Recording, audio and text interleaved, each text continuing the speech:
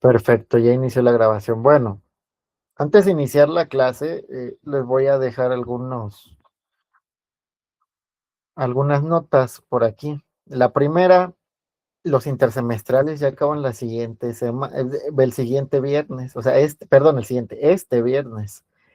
Yo les quedé a deber 2 clases. Esas clases, yo creo que la siguiente semana les doy fecha y hora para poder reponérselas.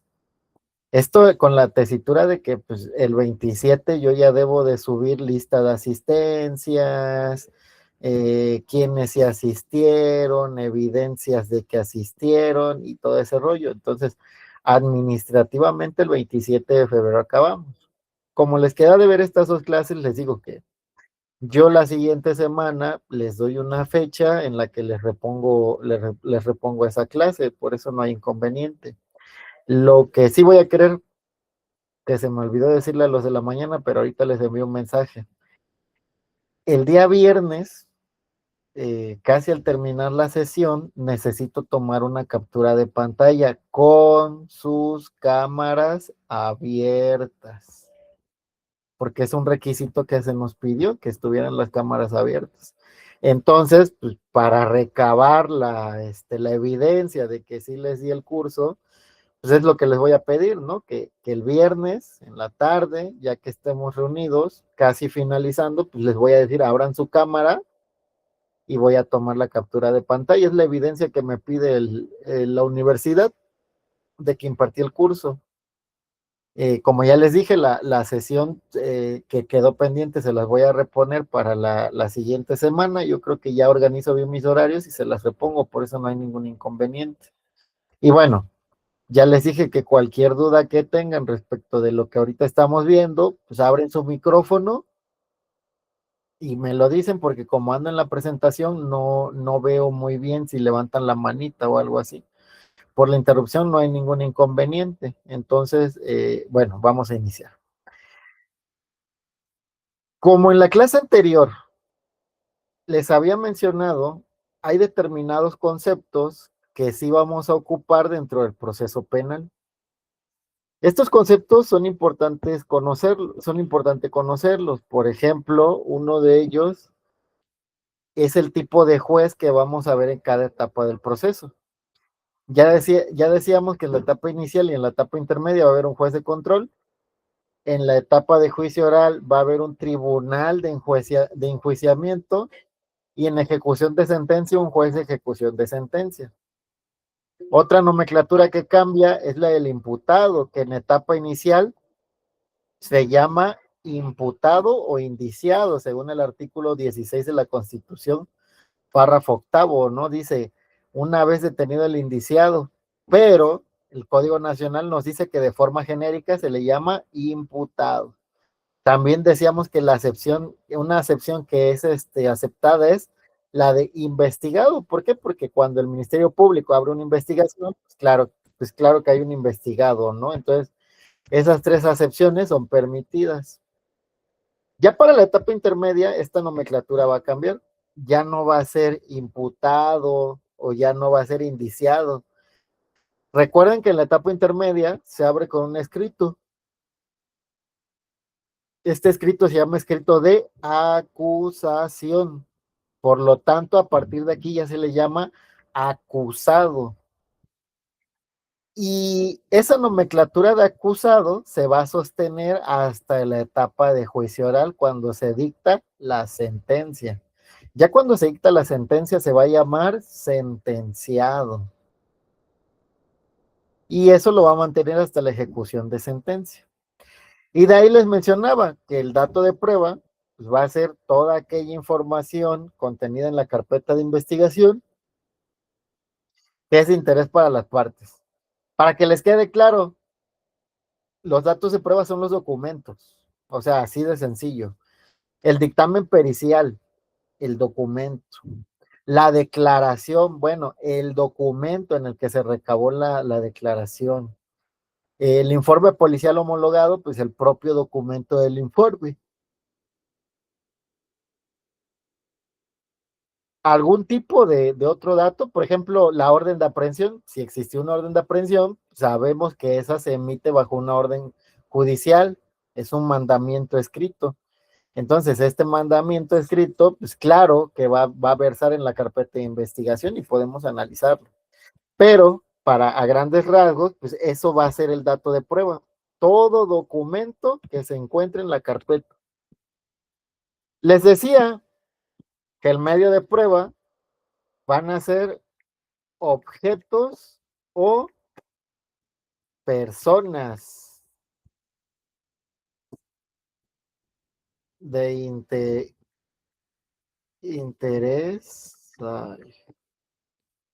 interés al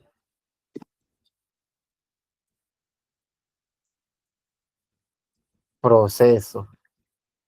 ¿Qué es lo que quiero decir con objetos o personas? A ver, aquí en etapa inicial ya tengo el dictamen en materia de balística forense.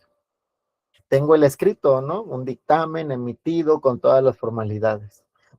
Cuando estoy en etapa intermedia, yo lo que voy a presentar o voy a hacer presente dentro del escrito de acusación va a ser a la persona que emitió ese dictamen, o sea, al perito responsable. Y ya en etapa de juicio oral, pues a ese perito le voy a hacer un interrogatorio y un contrainterrogatorio. Entonces, lo que en audiencia inicial, en etapa inicial me sirve, para la intermedia y la de juicio oral prácticamente ya no, porque a lo que se va es a interrogar o a contrainterrogar al medio de prueba, es decir, al objeto, a la persona que emitió ese documento. Un ejemplo en el que hay dos medios de prueba. El mismo dictamen de balística, por ejemplo, el dictamen de balística lo realizó el perito, esa es la persona que hizo el documento. Pero también ese dictamen de balística fue hecho sobre un objeto, por ejemplo, un casquillo, la propia bala, el arma que disparó. Y bueno, eso también se ofrece como medio de prueba. El arma consistente en la marca tal, de número de registro tal, que fue utilizada en el lugar de los hechos, ¿no? Entonces vean cómo puede haber una doble naturaleza. Pueden ser objetos o pueden ser personas. ¿Qué personas? Las que emiten el propio documento. Entonces, en etapa inicial, por lo regular vamos a llamarlo dato de prueba. Para esto hay una excepción. Ahorita se las muestro. En etapa intermedia, vamos a llamarlo medio de prueba. Yo recuerdo que en la primera clase lo que me decían era, profe, es que las pruebas no se han valorado. O es que si hay otras pruebas diferentes. No, no, no, no. Dependiendo de la etapa, van a ser datos de prueba, medios de prueba, y aquí, en etapa de juicio oral, va a existir la prueba. ¿Qué es la prueba? Todo aquello que se valoró en juicio oral a través de interrogatorio, interrogatorio y contrainterrogatorio. Ahí está, ya tenemos una definición de prueba. Vamos a definirla un poco más. A ver, hay alguien esperando, ya listo. Vamos a definirla un poquito más. La prueba va a ser todo aquello que ahora sí, como algunos me lo decían, ya lo valoró el juez. O sea, el tribunal de enjuiciamiento en juicio oral ya hizo un análisis de que, primero, eso que se presenta no viola derechos humanos. Segundo, es pertinente para el proceso. Y tercero, sigue reglas dentro del derecho probatorio hay determinadas reglas. Unas reglas, por ejemplo, serían las reglas de la lógica. Las reglas de la lógica nos señalan que algo no puede ser y no ser al mismo tiempo. Que si algo es, no puede a la vez tener su negativo, o eso no es. El principio de identidad, por ejemplo, también, que si algo no es, no puede serlo. Y el principio de tercer excluido, algo que es y no es, no puede guardar la misma distinción entre una y otra. Un poco confuso tal vez en un curso más avanzado puedan ver estas reglas de derecho probatorio, pero a grandes rasgos la prueba sigue. El juez aplica ese tipo de reglas para ver si la prueba es pertinente. También hay máximas de la experiencia, que es el compendio general del conocimiento y a partir de este conocimiento, pues en qué podemos estar de acuerdo o no. Por ejemplo, si yo le disparo a una persona, una máxima de la experiencia me dice que si yo le disparo directamente a esa persona va a ser herida, por lo menos. Si no es que la pueda hasta privar de la vida. Es una máxima de la experiencia. Y por otro lado, el conocimiento científico, que es todo el conocimiento que se ha recabado para darle veracidad a algo. Entonces, una vez que el juez aplicó todo ese conocimiento de regla probatoria a eso que está analizando, es que se va creando la prueba en el cerebro del juez. Es un proceso cognitivo. ¿Y esto cómo uno lo va creando? Bueno, debemos de realizar interrogatorios y contrainterrogatorios. Por eso necesitamos el medio de prueba. No puedes interrogar y contrainterrogar un documento, ¿verdad? Si tú tienes un dictamen pericial en materia de balística, no puedes refutarlo o no. El dictamen ya está hecho. En cambio, el medio de prueba que va a ser el perito, a él sí podemos refutarlo. ¿Cómo es que creó el documento? ¿Cuál es la metodología que utilizó para crearlo?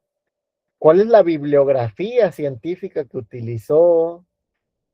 ¿Cuáles fueron los pasos del método científico que realizó? Van a hacer preguntas para ver si esa prueba que estoy creando se le debe de creer o no. Porque pues, por el contrainterrogatorio es el medio de excelencia por el cual pueden caer las mentiras, los informes mal hechos, las periciales deficientes. Entonces, no importa que una persona venga a mentir o no. ¿Por qué? Porque ya cuando está en etapa de juicio oral, se pueden realizar estas técnicas de interrogatorio y contrainterrogatorio para llegar a una verdad. ¿Hasta aquí tienen alguna duda? No, profe. Perfecto, vamos a seguir entonces. Como ya les digo, hay que conocer que cada etapa va a tener su propia regla probatoria. Ya les dije.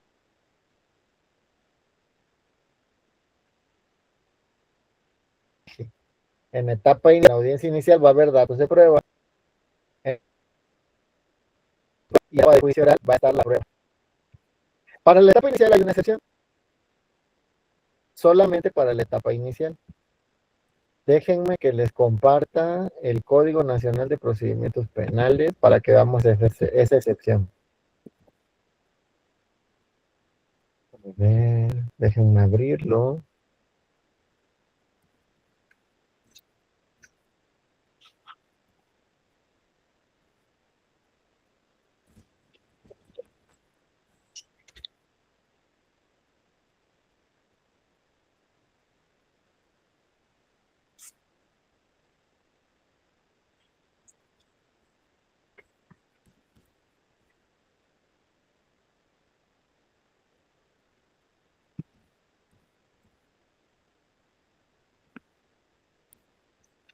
Espérame un momento, sí estoy abriendo el Código Nacional.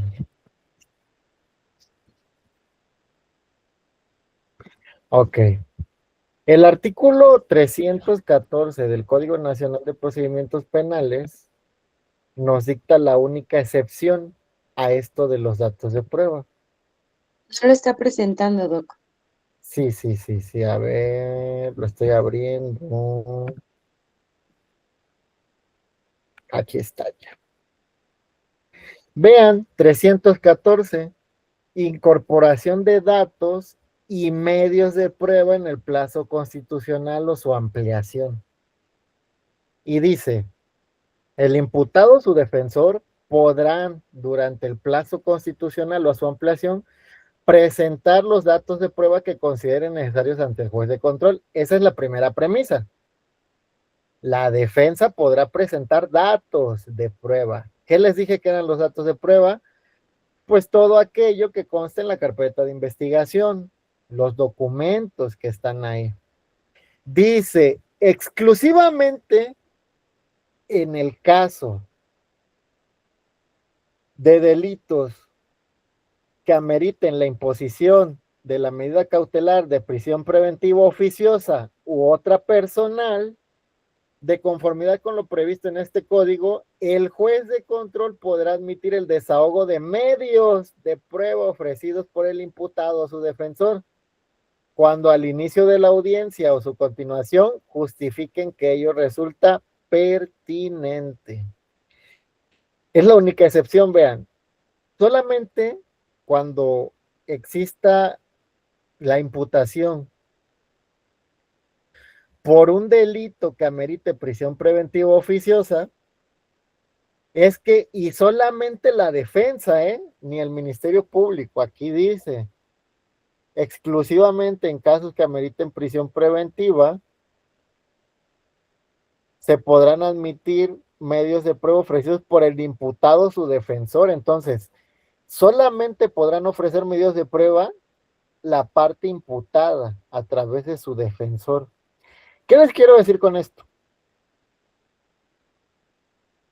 Cuando ya se abre el plazo constitucional, ahorita vamos a ver ese apartado, te dan una temporalidad y te dicen, a ver, ¿te resolvemos ahorita tu situación o quieres tener 72 horas o 144 para poder resolverla?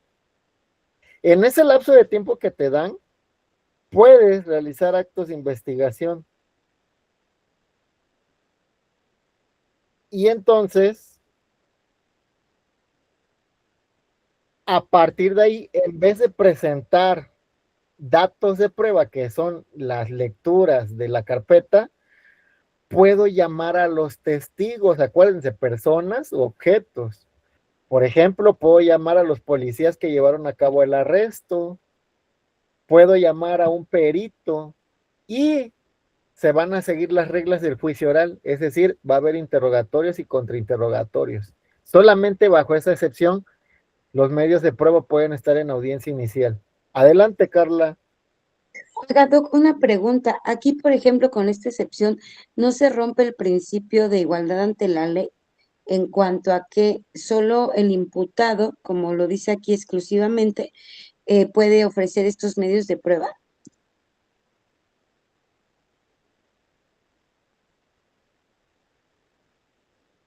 Muy buena pregunta. Fíjate que muchas veces se ha argumentado eso.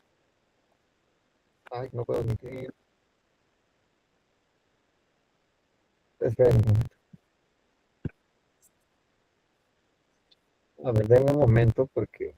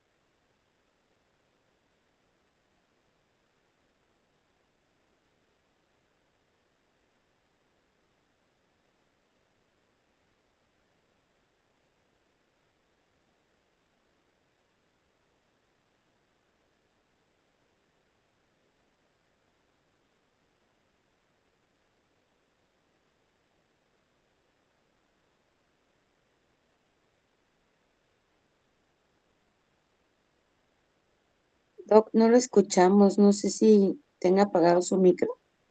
Ay, ¿hace cuánto que no me escuchan? Como 10 minutos, no, no es cierto, como 5. Ay, perdón. Bueno, sí, creo que el micrófono no sé por qué se desactivó. Ay, qué bueno que me dijeron. Bueno, como les mencionaba, a partir de aquí ya vimos todas las nomenclaturas que son importantes utilizar en un proceso penal. Les voy a decir por qué. Gracias. Cuando uno lleva un proceso penal, se supone que el abogado que lleva el proceso debe ser un experto en la materia,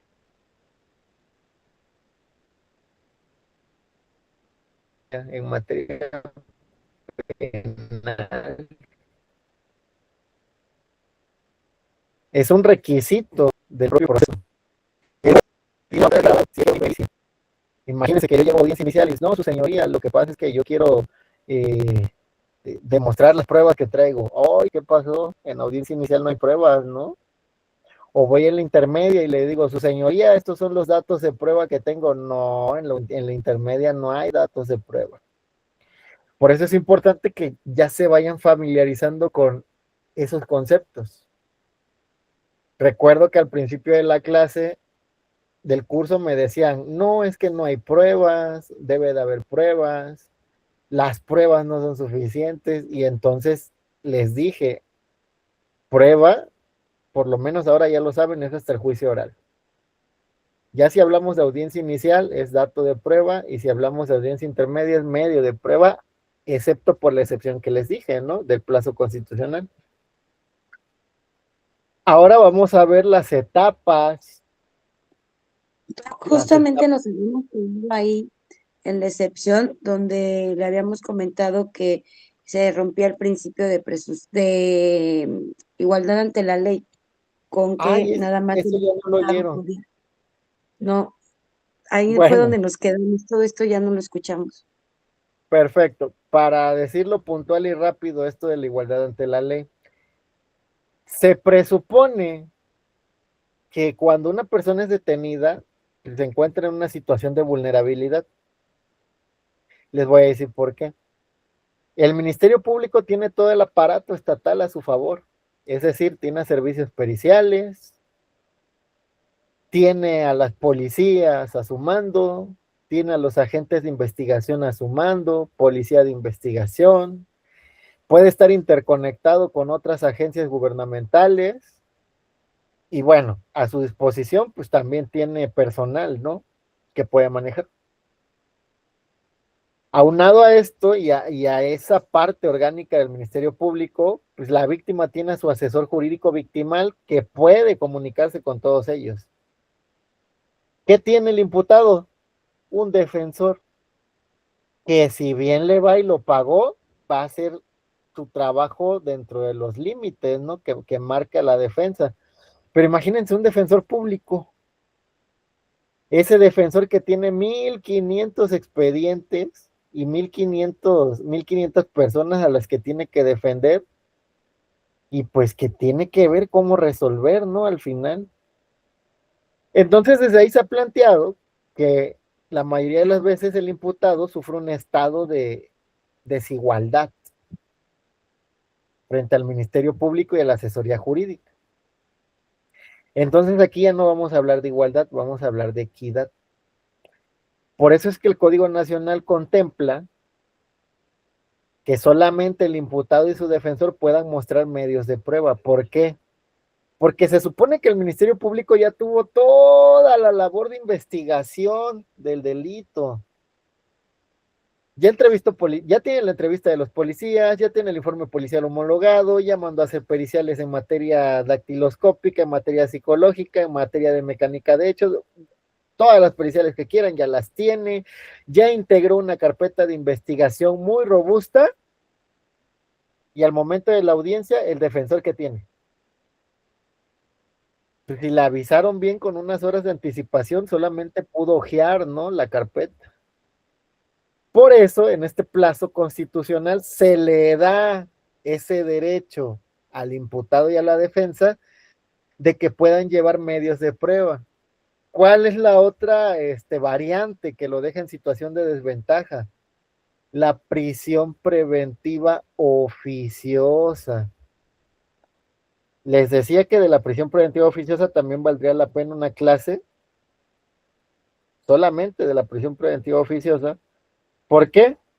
Porque, bueno, ustedes ya están en derecho y que quiero suponer que ya han escuchado de la prisión preventiva oficiosa.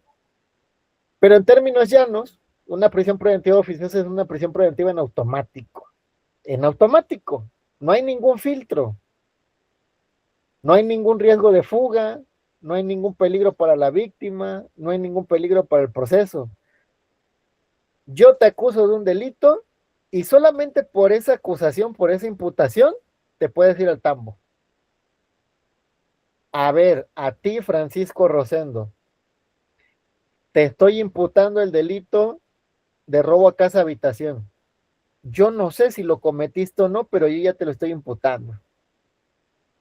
Bueno, el problema de la prisión preventiva oficiosa es que es automática. Entonces, en cuanto tú me imputas ese delito, si yo no tengo cómo contravenirlo, pues me voy al tambo en lo que resuelven. Por eso, este artículo del Código Nacional de Procedimientos Penales, el 314, dice que el imputado y su defensa tienen derecho a mostrar esos medios de prueba en el plazo constitucional para superar esa desventaja procesal de la prisión preventiva oficiosa y de no tener todo el aparato del Estado a tu favor. Solamente les digo, tienes a tu defensor, que si bien te va y le pagas, pues va a ser lo que está en sus manos para tratar de sacarte. Por eso no se rompe bueno, bajo los criterios de la Suprema Corte de Justicia, no se rompe el principio de igualdad, porque aquí más que una igualdad se busca una equidad, ¿sí? Ok, sí. Sí, así como usted lo maneja, pues sí, sí sería equitativo, ¿no? Que ambas partes tengan esas oportunidades, por lo que dice, sobre todo con la prisión preventiva oficiosa. Pues sí, imagínate una prisión en automático, si no saben si fui culpable, bueno, si yo cometí el delito o no, solo con Claro, que me porque la... ahí también se rompería el principio de presunción de inocencia, profe. Claro, de hecho la Corte Interamericana, en la sentencia García Rodríguez contra México, determinó que la prisión preventiva oficiosa es inconvencional, o sea, viola tratados internacionales, pero aún así la tenemos vigente en México, uy, o sea, nos gusta desobedecer las leyes aquí a los mexicanos, ¿no? Pero es algún tema que se ha abordado mucho, muchos juristas lo han abordado y sí, justamente es violatoria de derechos humanos. Y aún así, el propio sistema positivo mexicano jurídico no ha hecho nada para cambiar esa realidad. Están muy cómodos así, metiendo a gente a la cárcel sin saber si es culpable o inocente. Fíjense, la justificación del Estado es esta. Y me acuerdo bien de lo que dijo Adán Augusto, ¿cómo se?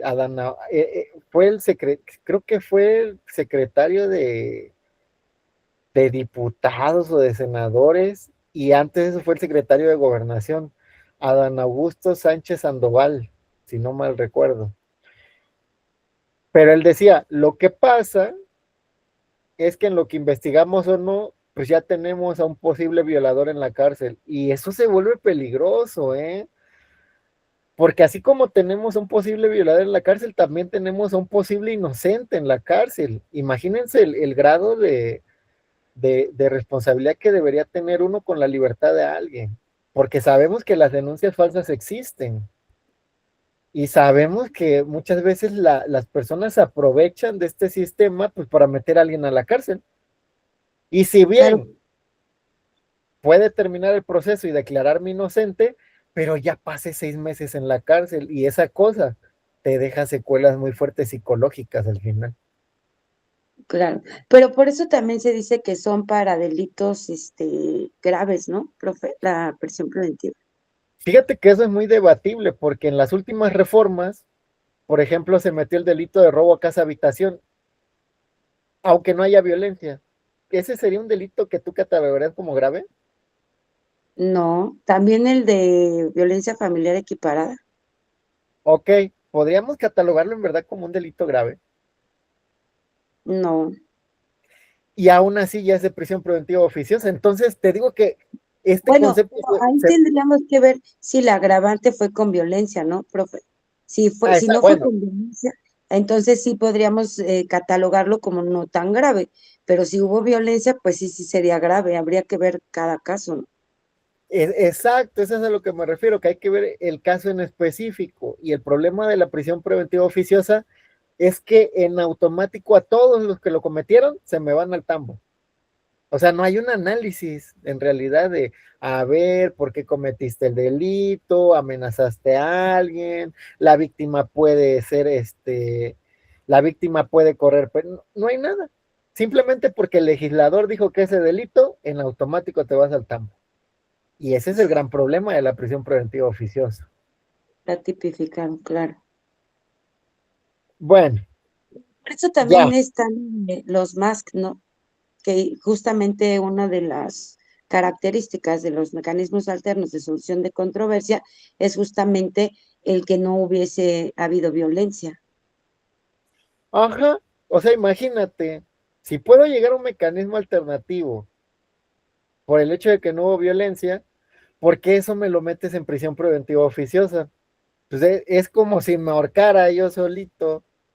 Incongruente, sí, claro. Por eso se vuelve inconvencional la prisión preventiva oficiosa, porque no guarda ningún respeto hacia la presunción de inocencia, el debido proceso legal, una reparación integral del daño, un proceso pronto, expedito y rápido. Viola todos esos principios de derecho. Les digo que se vuelve un absurdo. Para avanzar, para avanzar. Ya estamos dentro de los actos procesales en audiencia inicial. Así es como lo señala el Código Nacional de Procedimientos Penales. Aquí hay un primer punto. Para la audiencia inicial nos podemos dirigir de dos formas. Hay otras, pero las más generales van a ser control de la detención. A ese control de la detención también se le llama audiencia con detenido. ¿Por qué? Bueno, nos remitirá, les dirá grandes rasgos el 146 del Código Nacional de Procedimientos Penales. El 146 del Código Nacional, es más, vamos si aquí tenemos el código hay que mostrarlo. Vámonos al 146.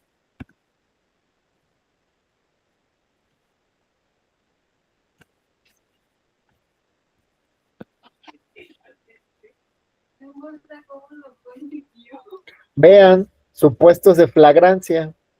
Se podrá detener a una persona sin orden judicial en caso de flagrancia. Se entiende que hay flagrancia cuando la persona es detenida en el momento de estar cometiendo un delito. Dos, inmediatamente después de cometerlo es detenida en virtud de que A, es sorprendida cometiendo el delito y perseguida material e ininterrumpidamente, o B, cuando la persona está señalada por la víctima o ofendido, algún testigo presencial de los hechos o quien hubiera intervenido con ella en la comisión del delito, y cuando tenga en su poder instrumentos, objetos, productos del delito, o se cuente con información, indicios que hagan presumir fundadamente que intervino en el mismo. Entonces, el primer supuesto que nos va a llevar a la audiencia inicial va a ser un delito en flagrancia. Como ya lo vieron ahí mismo en el propio Código Nacional, en el 146, pues el delito en flagrancia va a ser ese delito que se comete al instante. Y que cometido al instante, pues también la persona que lo cometió es atrapada en el momento. Así podemos entender que pues, por lo regular la mayoría de las audiencias pues nos va a llevar hacia el control, al filtro del control de la detención. Les haría una pregunta. ¿Ustedes para qué creen que sirve el control de la detención? Para ver si a la hora que fue detenido el imputado fueron violados sus derechos humanos y constitucionales. Ok, me parece muy bien la acepción que haces para ver si hubo derechos violados, ¿no? ¿Alguien más?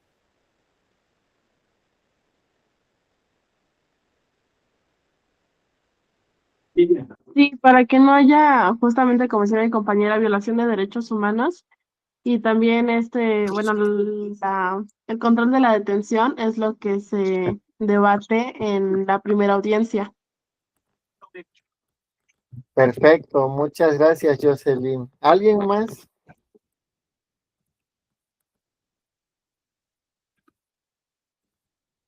Para poder demostrar que se actuó conforme al derecho y siguiendo los protocolos. Perfecto, José. Todos siguen la misma, a ver, aquí para determinar legal. Sí, perfecto, todos siguen la misma línea. Violaciones a derechos humanos. Entonces, la naturaleza del control de la detención va a ser esa, no hay otra. ¿Cuál va a ser? Aquí en el control de la detención, vean que no estamos juzgando a la persona imputada, y eso, trábenselo bien. Porque luego me ha tocado ver asuntos en los que ya desde el control de la detención quieren o comienzan a decir, mi representado es inocente toda vez que él no cometió, y les dice el juez, abogado, este no es el momento procesal oportuno para ese debate, constríñase a la etapa procesal en la que estamos. El nombre lo indica, control legal de la detención. Oiga, Doc, ahí, por ejemplo, yo tengo una duda, porque, por ejemplo, en el caso de Israel Vallarta en el 2005, se supone que tuvo que haber habido justamente el control de detención y ahora resulta ser que lo dejan en libertad 20 años después por violación a los derechos humanos y constitucionales, al 14 y 16 generalmente. Entonces, ahí, ¿qué es lo que sucede? Porque como que de repente me pierdo, Doc. Se Ah, supone que es pues, ¿cómo, por qué lo justifican ahorita de esa manera o lo motivan así? lo que pasa es que lo de Israel Vallarta fue antes de 2008. Antes de 2008, este proceso penal ni existía. O sea, no existía, no puedo decir ni que estaba en pañales. Era otro proceso penal diferente. Los derechos eran diferentes. De hecho, existía una presunción en ese tiempo que se llamaba presunción de culpabilidad. Era terrible esa cosa. La presunción de culpabilidad decía, te creo culpable hasta que me demuestres lo contrario. Y eso era un gran problema, porque entonces todos éramos culpables y con nuestros propios recursos deberíamos de demostrar que éramos inocentes. Caso contrario en el proceso actual. En el proceso actual, eres inocente hasta que se demuestre lo contrario. Claro, Eso pero fue, por ejemplo, sí. antes era el inquisitivo, ¿no? Y ahorita es adversarial, pero justamente usted lo menciona, fue en el 2008. ¿Por qué transcurrieron tantos años? Fíjate que ahí lo que te voy a decir es un problema político, no jurídico. Eh, Cuando liberan a Florence Cassés, ¿se acuerdan que hubo un relajo con esto del embajador y del presidente de Francia? Que inclusive Sí, estaban pidiendo pues, que Florence fuera liberada para que fuera procesada ahí en Francia. extraditada. Ujú. Ajá. El problema era que había sido detenida prácticamente en un secuestro. Todo lo que hizo el Estado mexicano estuvo mal porque hasta lo televisó. O sea, hizo una Claro. fue una simulación, pero fue televisada, según para ver que el Estado cumplía y violó demasiados derechos. Pero ¿qué es lo que pasa? Liberan a Florence e Israel Vallarta, aún con los mismos delitos y la misma imputación que se le daba, queda preso. ¿Por qué? Porque al final todo fue político, todo fue mediático, que era lo que querían, primero zafarse de la embajada francesa y del gobierno francés, y Ujú. segundo, que aquí no se pensara que había impunidad, por eso a Israel lo dejan preso, sin sentencia. Ok, pero Doc, finalmente le voy a decir una cosa. Yo tuve la oportunidad de estar en una entrevista con el defensor público de Israel Vallarta cuando salió y él acepta, que finalmente él, o sea, nunca se demostró su inocencia. Sin embargo, él salió nada más por violación al 14 y 16 constitucional. Sí, pero es que fíjate que ese es el problema. Te voy a decir, yo hablaba en mi curso de Derecho Constitucional y me dicen, el problema es que al final por violaciones al debido proceso muchas veces se deja en estado de indefensión a la víctima.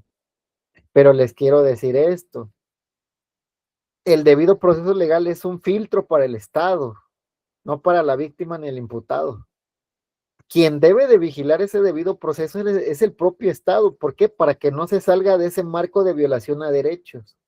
Al final te voy a decir, sí se comete una injusticia, porque dejas libre a alguien que como no tuvo sentencia, no se puede decir que fue culpable o fue inocente.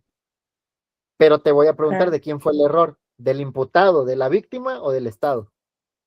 Del Estado, Ministerio Público, Policía, sí, perito, sí, la trilogía. Y en la primera etapa de investigación generalmente se da ese problema, Doc. Pero, por ejemplo, aquí también cabría señalar dónde están también los derechos de esas víctimas, ¿no? Sobre todo que en uno de los delitos que se le imputa había un menor de edad. Entonces ahí creo que se transgrede Sí, yo también te puedo dar los derechos de las víctimas. Incluso sí, en el curso de la mañana veíamos lo de la discriminación y no sé a consideración de ustedes, pero yo considero que en la Constitución, en la misma Constitución, hay discriminación en cuanto a la víctima, ya que en el artículo 20, apartado B, primero se encuentran los derechos del imputado y en el C, el de la víctima. Para mí eso sería un acto discriminatorio, ¿no, Doc? ok, me parece muy bien tu punto de vista, Carlos. Te voy a decir a grandes rasgos. ¿Sí se deja en estado de indefensión a la víctima? Sí. ¿Hay omisiones por parte del Estado a través del Ministerio Público? Sí. ¿Qué es lo que puede hacer uno? Esto ya sale de la materia penal. Tajantemente sale de la materia penal. ¿Por qué? Porque teniendo todos los medios de prueba y todos los datos de prueba, puedes dejar libre a un inocente, perdón, a un culpable. ¿Por qué? Se le golpeó para llevarlo a la detención. Hubo tortura hacia esa persona. Cuando se le recabó su declaración, en la cual él admite el hecho, no estuvo presente su abogado. Estaba el abogado y admitió que él cometió el hecho, pero era una persona que habla un dialecto, un idioma, y no tuvo un traductor o intérprete. Hubo una dilación entre que lo detienen y lo llevan a sede ministerial, ¿no? Imagínense que de donde lo detienen al Ministerio Público deben de ser 30 minutos, pero en el informe policial homologado se ve que lo trasladaron 6 horas después de haberse detenido, que lo presentan a sede ministerial. Todas esas cosas son fallos del Ministerio Público y que por lo tanto al final pues una persona que probablemente sí cometió el hecho delictivo va a salir libre, ¿no? ¿Qué es lo que puede hacer la víctima? La víctima tiene 2 vías solamente. La primera, Bueno, profe, irse a la... Sí, adelante. perdón. Bueno, pero es que el control de la detención, por ejemplo, que es en la primera audiencia, lo pueden dejar libre porque a lo mejor no hubo un buen control de la detención, no cuadran horas en el informe policial o algo así, ¿no? Que es lo que se argumenta en la primera audiencia.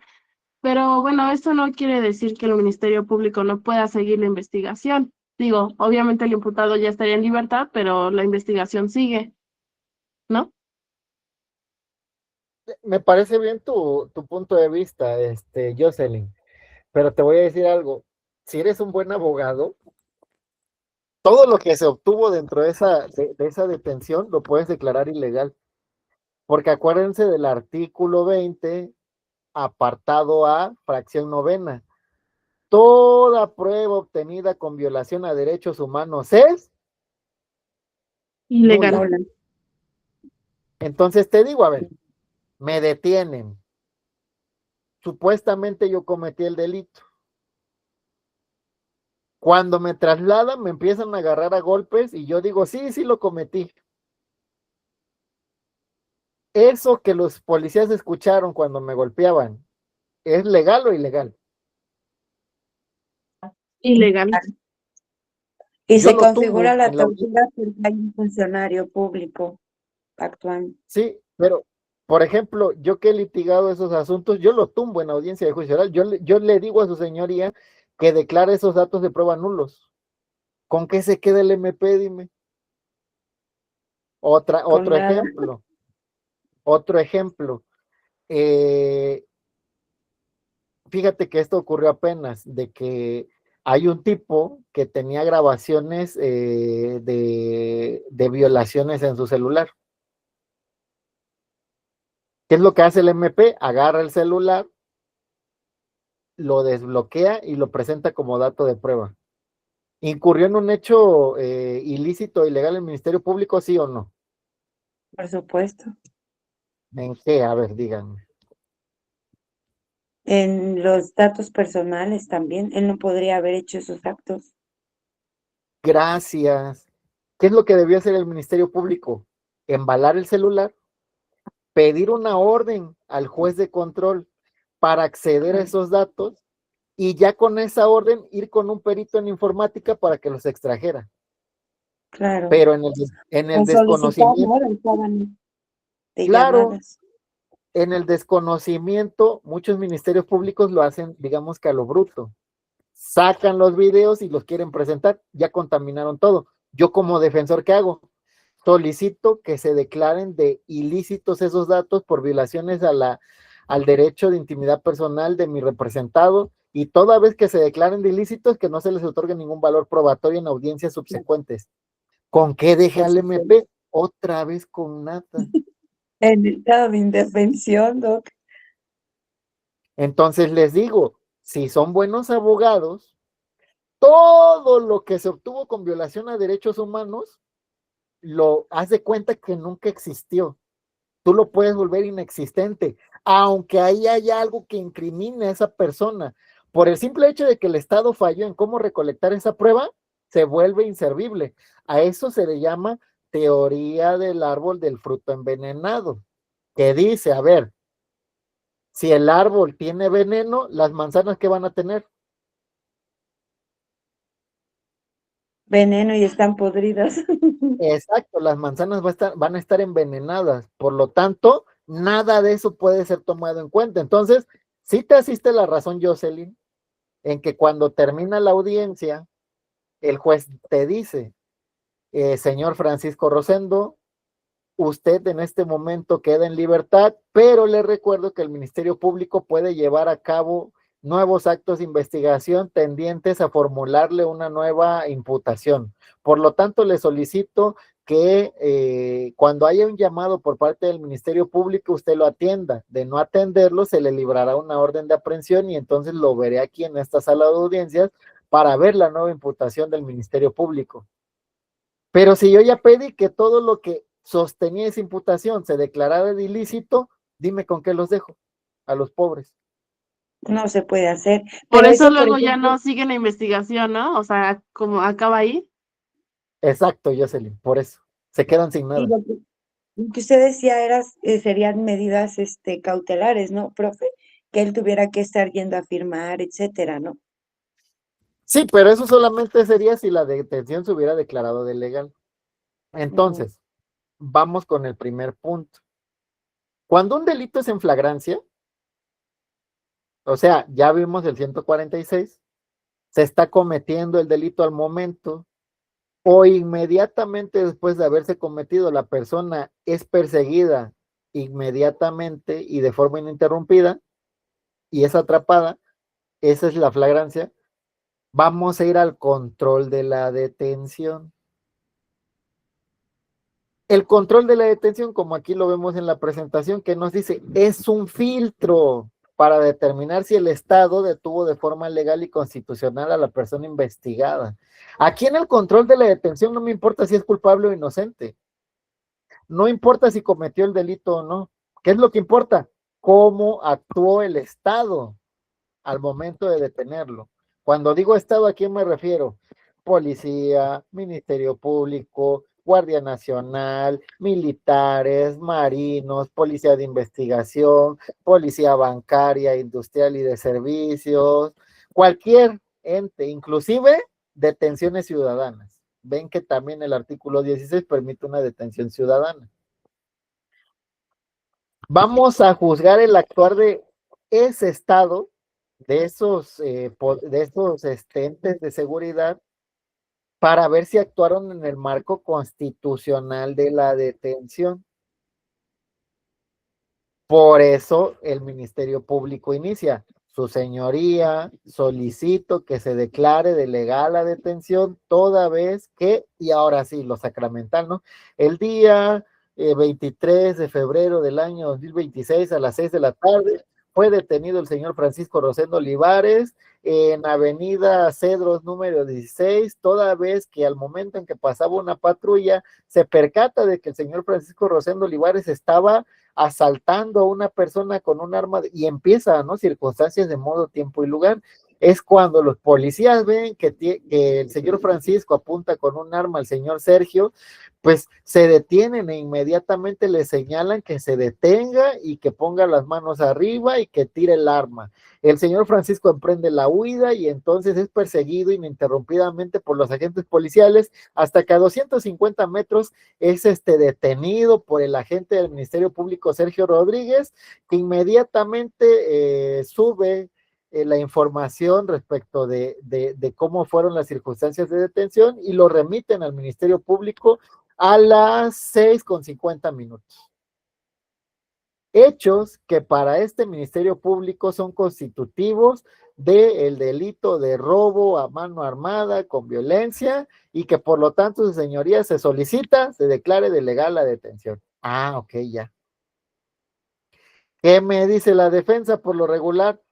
Lo contrario, su señoría, solicito que se declare de ilegal la detención.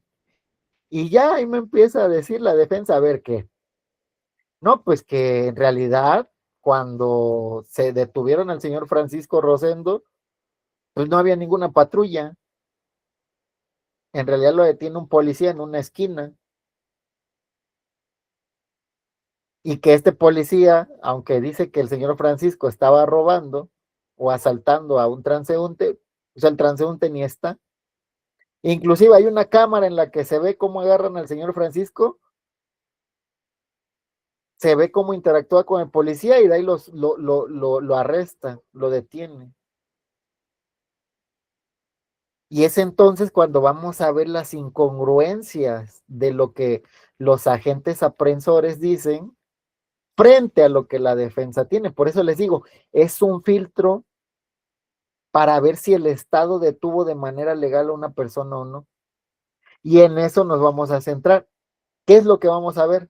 Como lo decían sus compañeras, hora de la detención, motivos de la detención, circunstancias de la detención, el tiempo de traslado entre que lo detienen y lo llevan al Ministerio Público.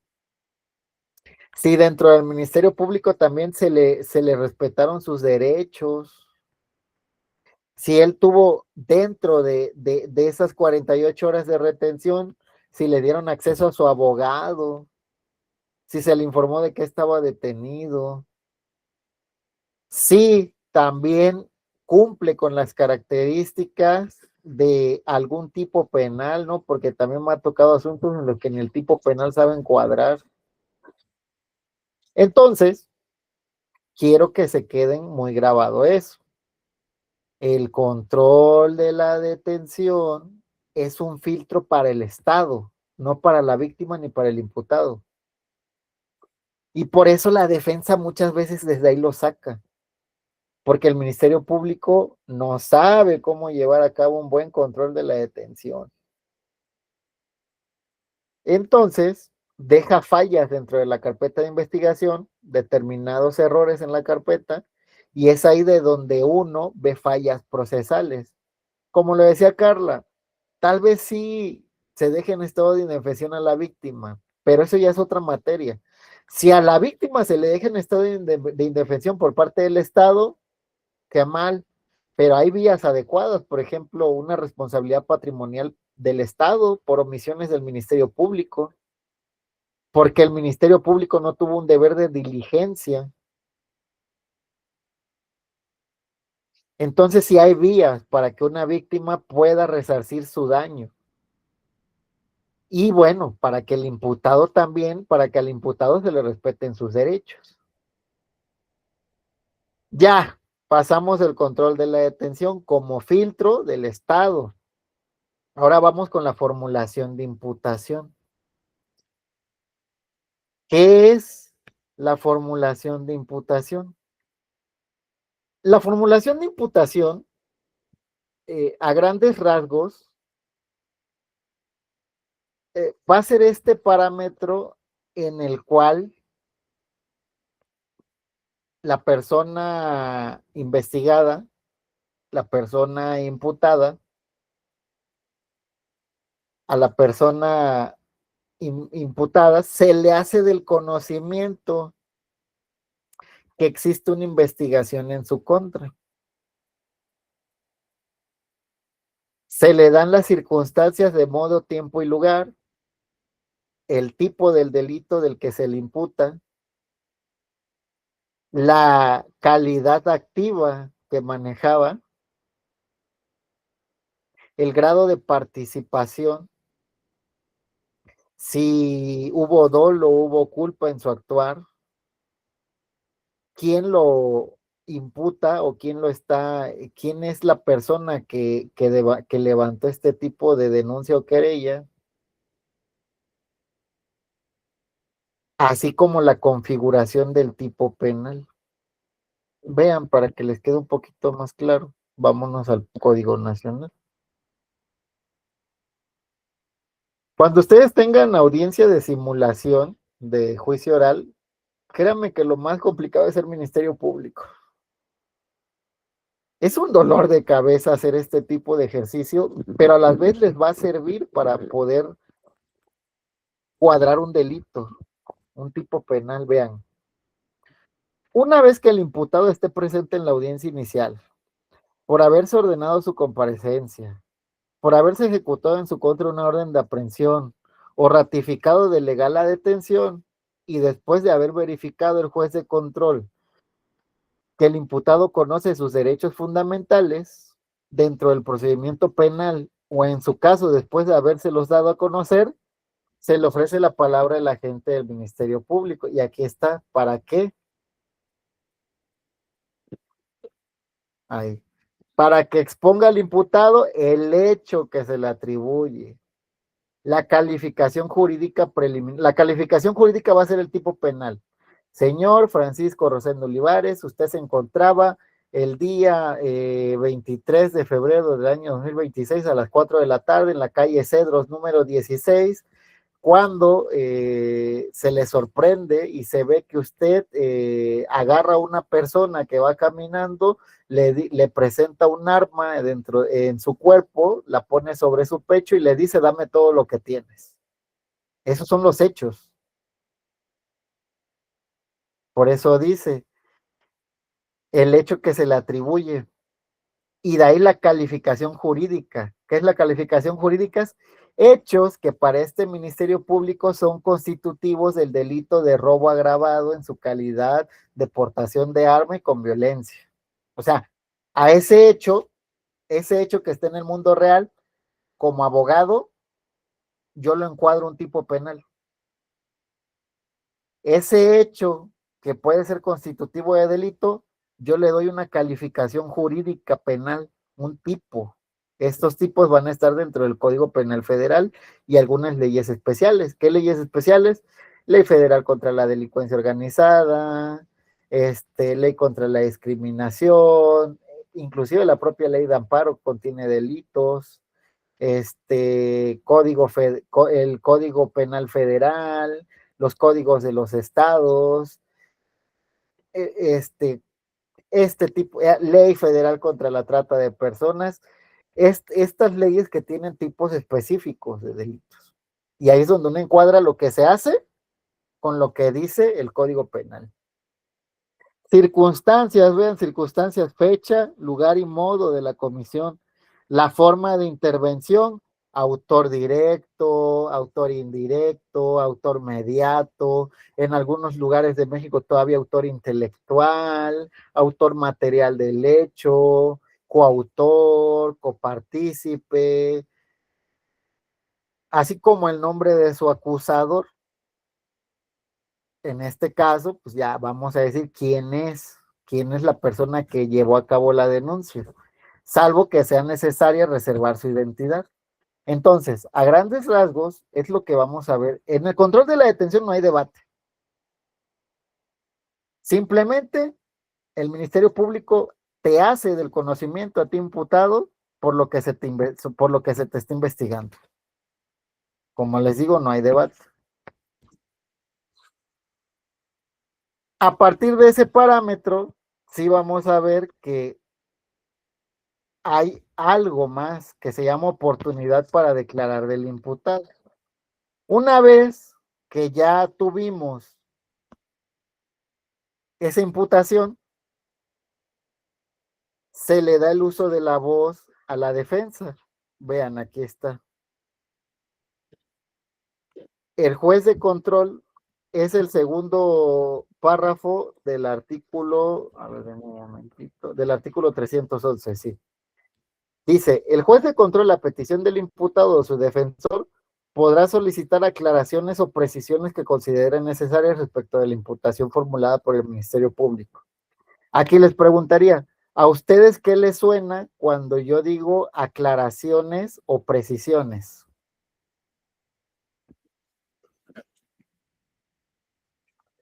Que le especifique bien el motivo por el cual se le está imputando el delito, ¿no?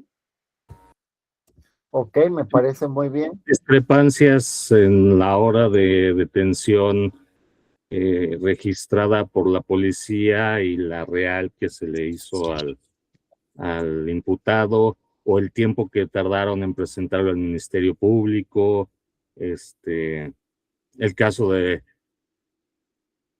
pruebas físicas, pues a lo mejor que el arma no fue encontrada ahí, sino fue encontrada después, o fue encontrada en otro lado, se presentó y no se obtuvo de ese lugar, o el procedimiento de la obtención de la misma, ¿no? Ok, te puedo decir que la mitad está bien. Ya cuando empezaste a hablar del material probatorio, eso va a ser para otra materia, para la vinculación. Pero, por ejemplo, cuando me decía la hora, el lugar, esto que se ve aquí, porque mira, me dice, el código dice aclaraciones o precisiones respecto de la imputación. ¿Cuál les dije que era la imputación? La imputación la encontramos aquí arriba. A ver. Es realmente sería las circunstancias, modo, tiempo y lugar, ¿no, Doc? Sí, efectivamente. A ver, aquí hay dos posturas. Dependiendo de la estrategia que tengamos, podríamos tomar una u otra, ¿eh? Eso es muy importante. ¿Qué me dice la imputación? Hechos, calificación jurídica, circunstancias de modo, tiempo y lugar, forma de intervención y quién acusa. Abajo me dice, podrá solicitar aclaraciones y precisiones respecto de esa imputación. El primer punto, cuando el juez te voltea a ver como defensa y te dice, defensa, dudas o aclaraciones, por lo regular no se piden. ¿Cuándo sí se pedirían? La fecha la da mal el Ministerio Público. En vez de decir 23 de febrero, me dice 24 de febrero o 20 de febrero. La hora me la da mal el Ministerio Público. El nombre del imputado está equivocado. En vez de decir Francisco Rosendo Olivares, dice Francisco Rasnedo Olivares. Y también podría ser cuando le están imputando un delito que no es, que le están encuadrando a uno. Por ejemplo, que a lo mejor estemos hablando de un feminicidio y era una tentativa de feminicidio. Pudiera ser, ¿no? Aquí no, todavía no. Eso va para la vinculación. Aquí solamente son precisiones de la imputación, cositas muy pequeñas, porque si no el juez te va a decir que no es el momento de debatir eso. O sea, que me precise el MP la hora de la detención, que precise el MP el lugar de la detención, que precise el MP el nombre del detenido, que precise el MP la clasificación, cosas que dejó tal vez ambiguas dentro Hechos de, fácticos. exactamente dentro de la imputación, algo que dejó muy abierto. Les voy a decir que hay dos posturas. ¿Por qué? Porque muchas veces yo he escuchado a varios defensores también que, por ejemplo, si ya dio el MP la hora mal, me dice, a ver, Francisco Rosendo Olivares, usted fue detenido a mediados de febrero y ahorita ya se encuentra, perdón, a ver, Francisco Rosendo Olivares, usted cometió el hecho delictivo consistente en un robo a mediados de febrero y el día de hoy estamos en esta audiencia para determinar su situación jurídica. Eso de a mediados, a principios, a finales, pues ¿a qué le suena? A ver, a mediados de febrero, ¿a qué le suena? ¿A qué fecha les gusta? Entre el 15 y el 25. ¿Alguien más? Porque a principios a lo mejor estaríamos hablando del 1 Es que al es un concepto 14, muy ambiguo, finales del Eso, 25 al 30. es un concepto eso, muy ambiguo, es a criterio de quien está escribiendo y a interpretación de quien está leyendo. exacto, es lo que yo quiero que se den cuenta. Ese tipo de cosas no pueden quedar a la ambigüedad. ¿Por qué? Porque hay un principio en materia penal que se llama principio de inmutabilidad del hecho. Suena complicadito. Inmutabilidad. ¿Qué me quiere decir la inmutabilidad? Que los hechos no se pueden cambiar. Yo el día de hoy no puedo decir que cometiste el delito el día 22 y el día de mañana voy a decir que fue el día 23. O no voy a decir que el hecho lo cometiste a las 6 de la tarde y ya mañana voy a decir, no, no fue a las 6, fue a las 7. Los hechos no se pueden cambiar y esto es muy importante. ¿Qué sí se puede cambiar? La clasificación jurídica, es así. Yo puedo decir que fue un feminicidio en grado de tentativa y ya después reclasificarlo a violencia familiar, por ejemplo. ¿Cambio el hecho? No. Las circunstancias de modo, tiempo y lugar ahí están. Solamente cambio la clasificación jurídica. Esto es importante que lo sepan porque se da mucho en la práctica que los ministerios públicos para cuadrar el hecho, así le llaman ellos, vamos a cuadrar el hecho. Que los ministerios públicos para cuadrar el hecho, cuando detienen a la persona cuentan algo, los policías. Después cuando te detienen en el Ministerio Público ya hay otra historia. Y cuando ya estás en audiencia, te dicen otra cosa totalmente diferente. Si los hechos cambian, quiero que eso se lo aprendan bien, si los hechos cambian,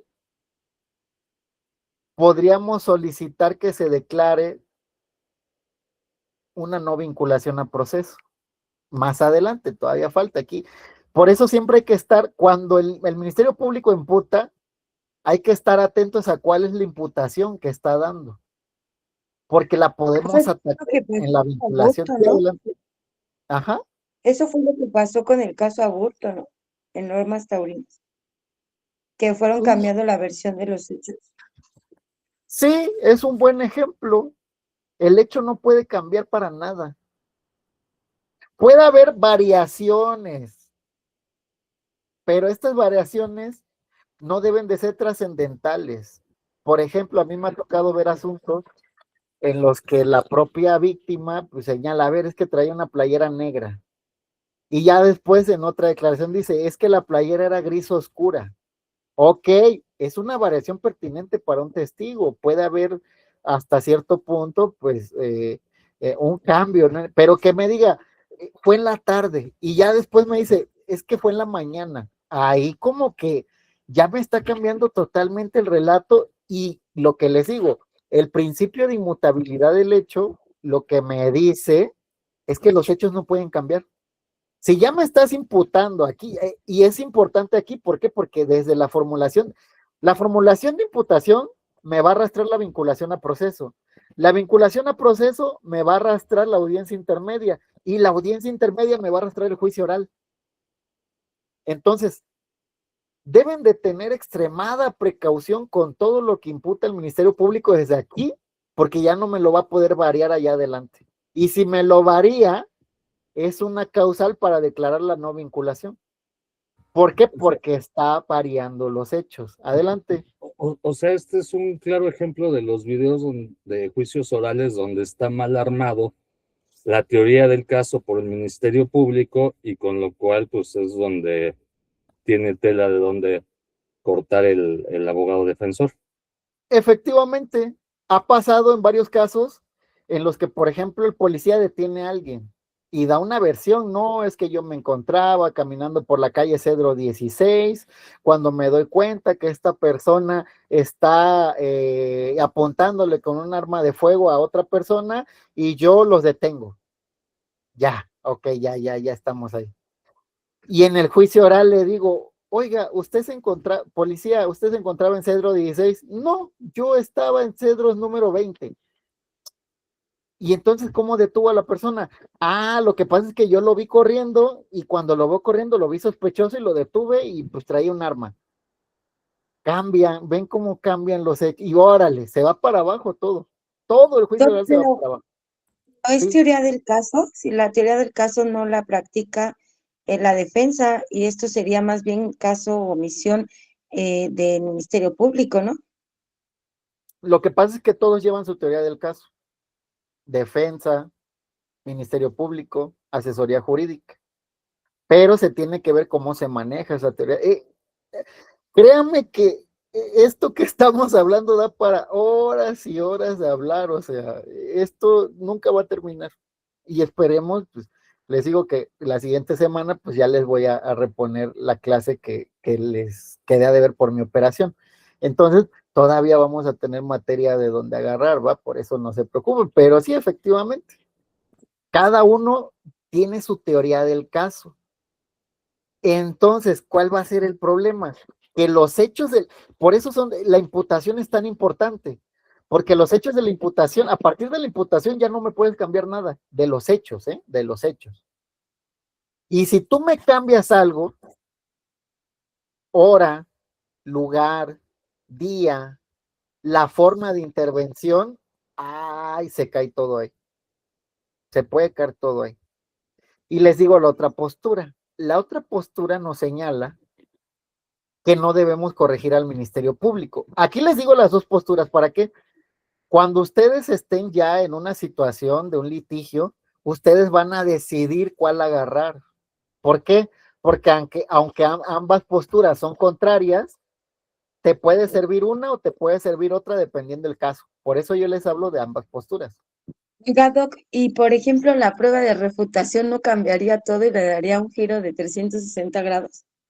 Ah, pero es que el tema con la prueba de refutación es que es una prueba que a mí se me presenta, o sea, a mí se me da en un momento en el que tal vez yo no tenía prueba. Entonces, sí da un giro de 360 grados, pero acuérdense que es una prueba excepcional.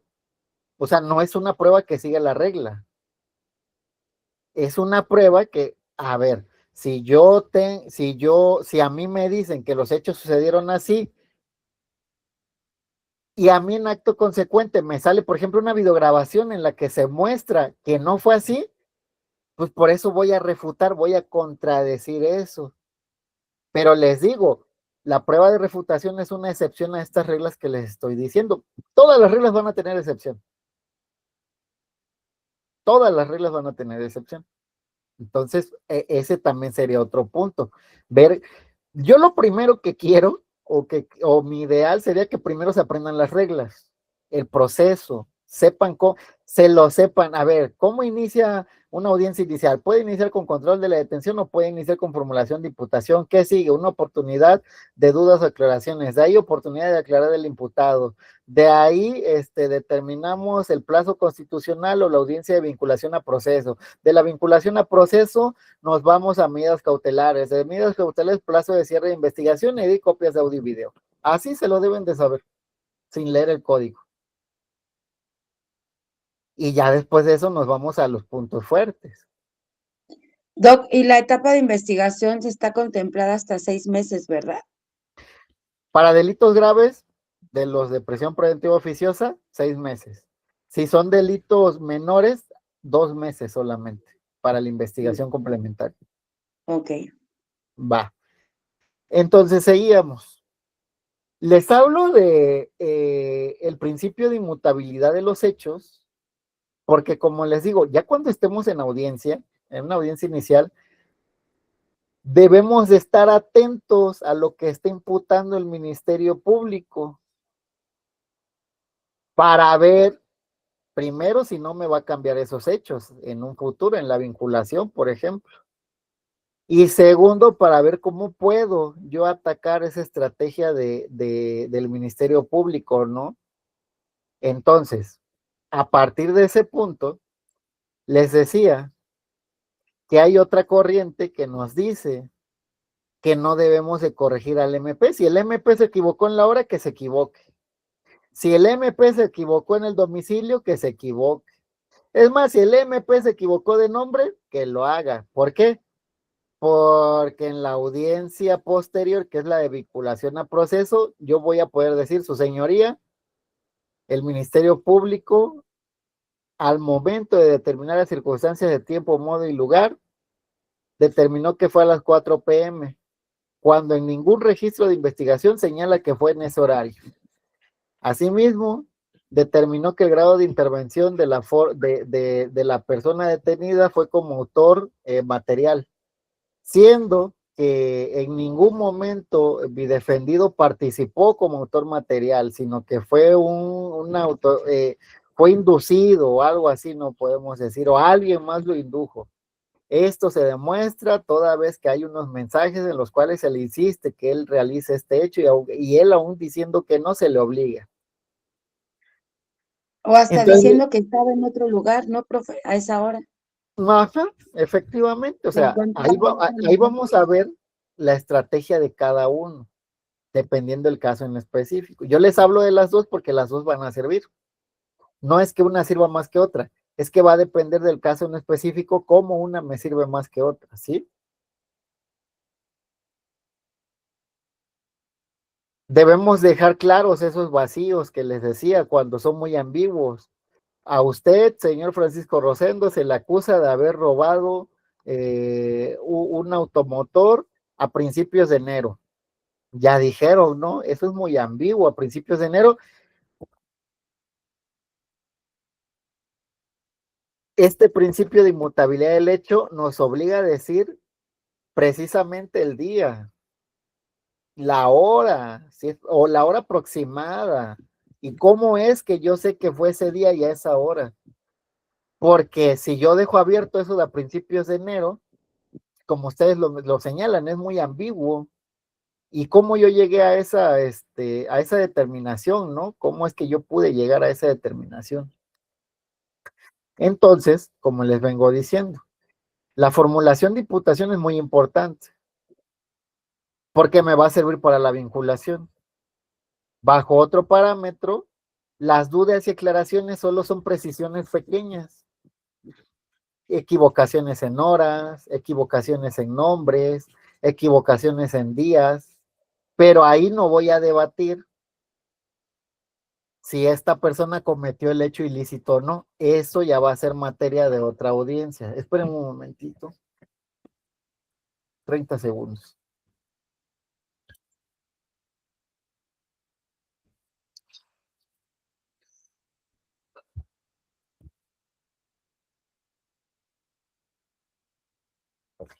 Listo.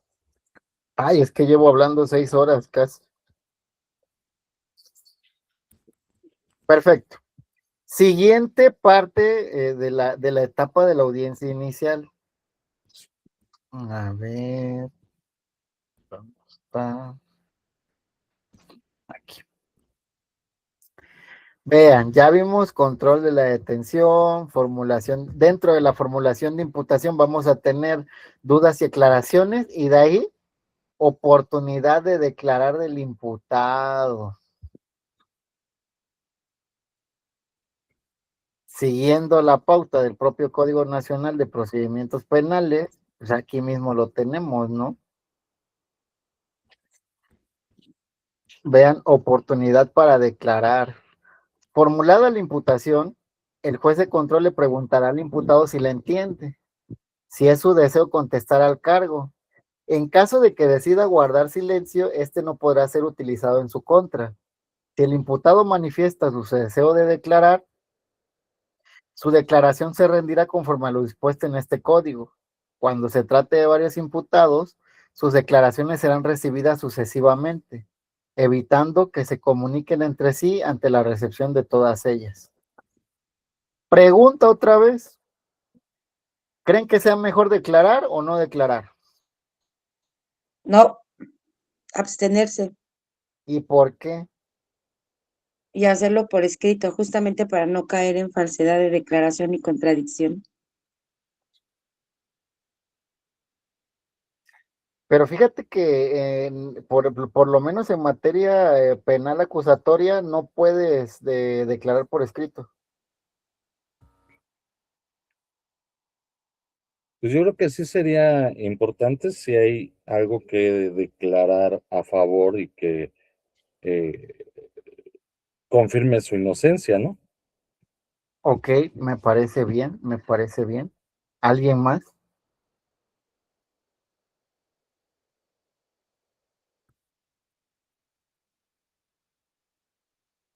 Ay, en la tarde están como que un poquito más cansaditos que en la mañana. Sí, Profe, ¿verdad? yo digo que no, justamente porque si no, después la contraparte te puede agarrar por ahí, ¿no? O a menos que declare ya una vez que haya hablado con su abogado y le digan lo que tenga que decir. Sí, yo creo Ahí que está el punto. dependería de la estrategia que va a tener el abogado para la defensa, por eso es importante que siempre hablen primero con su abogado antes de hacer una declaración. Exacto, ahí va el punto al que iba. El punto que dicen las dos compañeras es muy importante. Ustedes van a evaluar a su defendido. ¿Por qué? El defendido, su cliente, no es experto en derecho.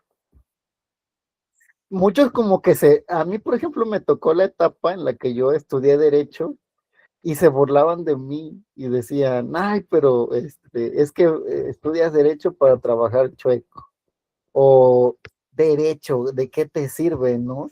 Estudiar derecho es bien fácil, pero estudiar derecho te da un poder muy grande, créanme, te da un poder muy grande porque ante todas las situaciones que por lo regular en las que nos envolvemos son jurídicas.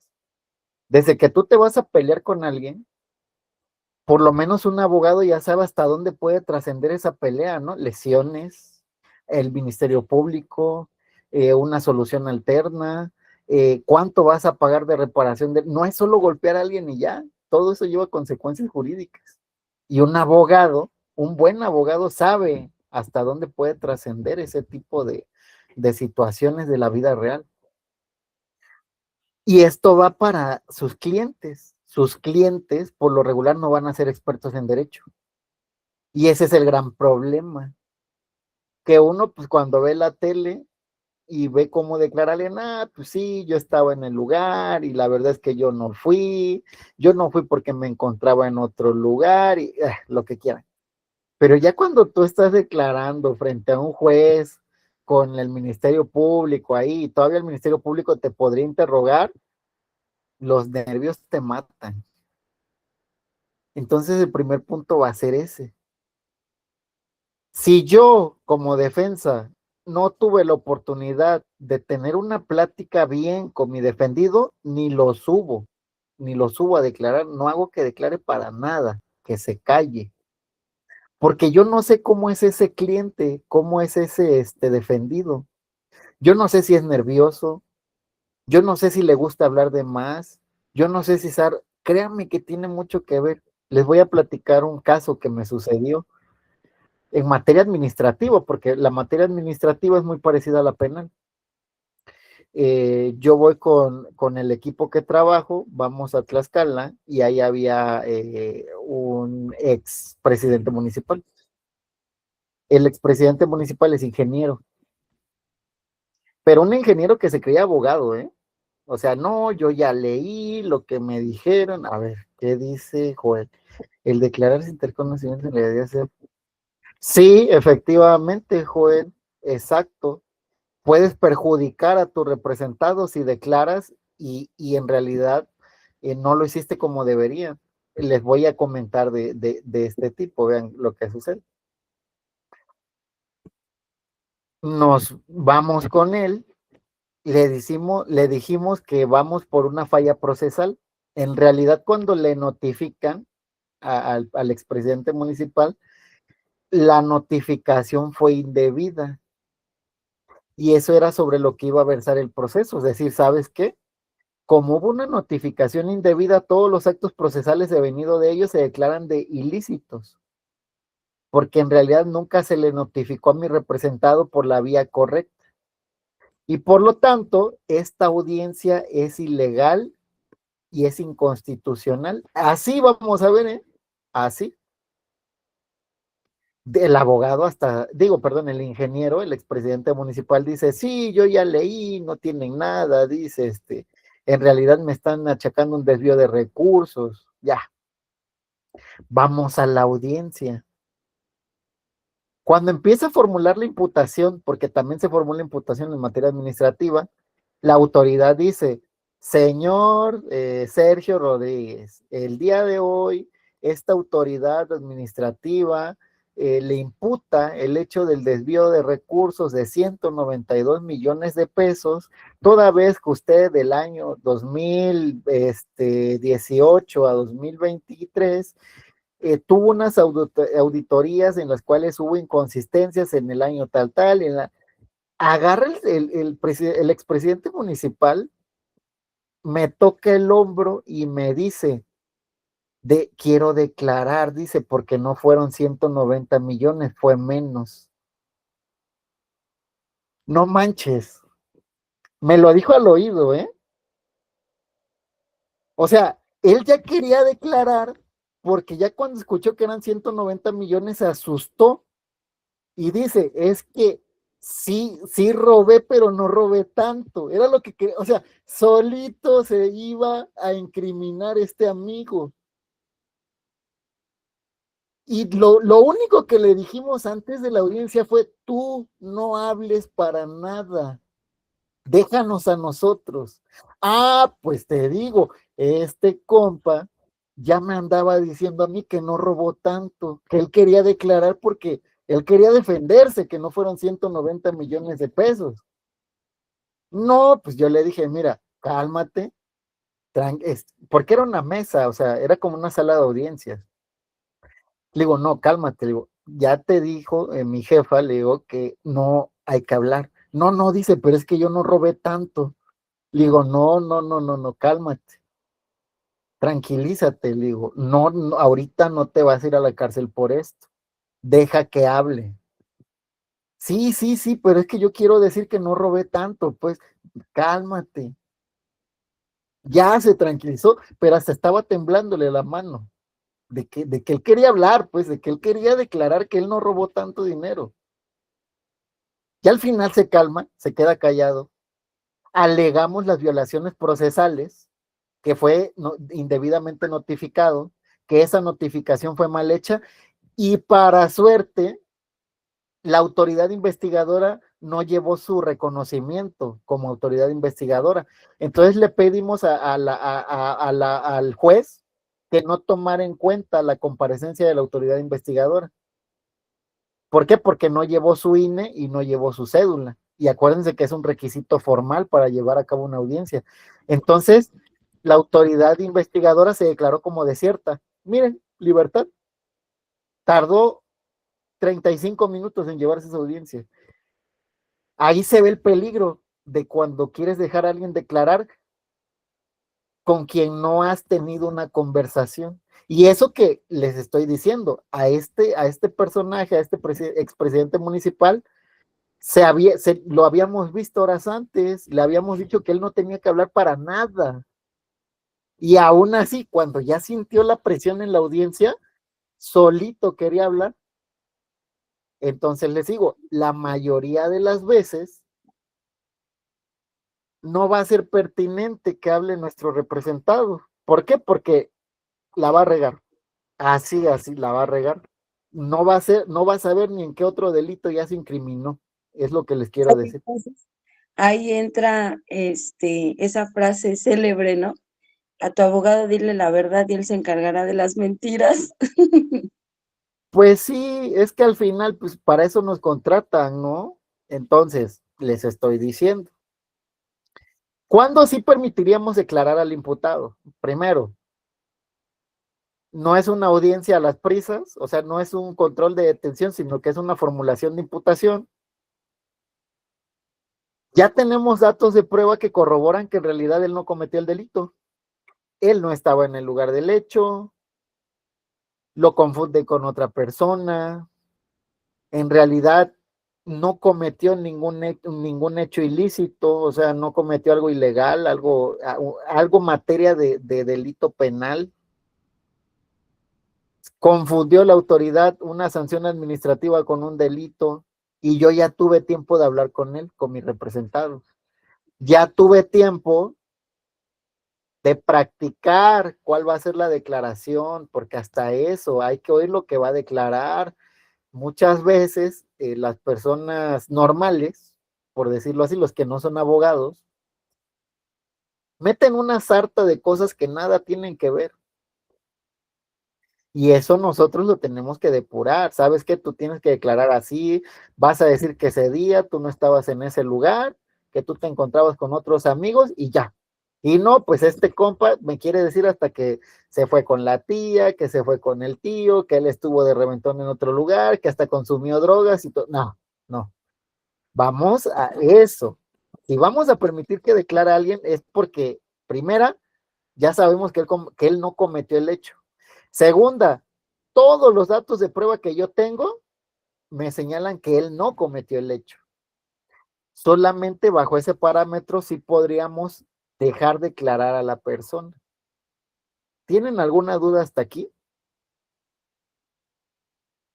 No, ninguna, todo muy claro, Doc, gracias. Perfecto. Por el día de hoy nos vamos a quedar en oportunidad para declarar. La siguiente clase vamos a ver la oportunidad de resolver la situación de vinculación a proceso. Ya ven que les digo que ahorita me recomendaron hablar entre 1 hora o menos. Entonces, pues estoy tratando de respetar ese parámetro de mi médico. Nos vemos el día viernes. Acuérdense que me van a abrir su cámara. No quiero que no haya cámara cerrada. ¿Por qué? Porque eso me lo piden como requisito para sus constancias y todo esto, y es lo que voy a mostrar, ¿va? Entonces, tengan buena tarde y muchas gracias por asistir el día de hoy. Excelente noche. Nos vemos. Gracias, docente, excelente Gracias, noche. profe. Gracias, que tenga buena noche. No están Gracias, subidas maestro. las grabaciones, ¿verdad? Hoy en la noche ya van a estar arriba. Lo que pasa es que sí tuve algunos retrasos por el internet. Por ahí me dicen que el Mencho se llevó el internet y entonces por eso estaba fallando. Pero yo creo que ya el día de hoy ya subo la grabación anterior y la de la clase de hoy y ya les envío el link en la madrugada, ¿va? Ah, ok. Sí, no se preocupe, docente. Muchísimas gracias. Excelente. ¿Pasamos noche. lista, profesor? Sí, por favor, el link ya lo pegaron ahí en el grupo. Entonces, nada más acuérdense de ponerme la fecha de hoy y su nombre completo. No pongan matrícula, pongan nombre, por favor, ¿sí? Sí, docente. Excelente, Sí. tengan excelente Gracias. noche, nos vemos. Excelente. Bye. Gracias, Gracias Doc. igualmente. Nos vemos, profesor. Hasta pronto. Gracias. Buenas noches.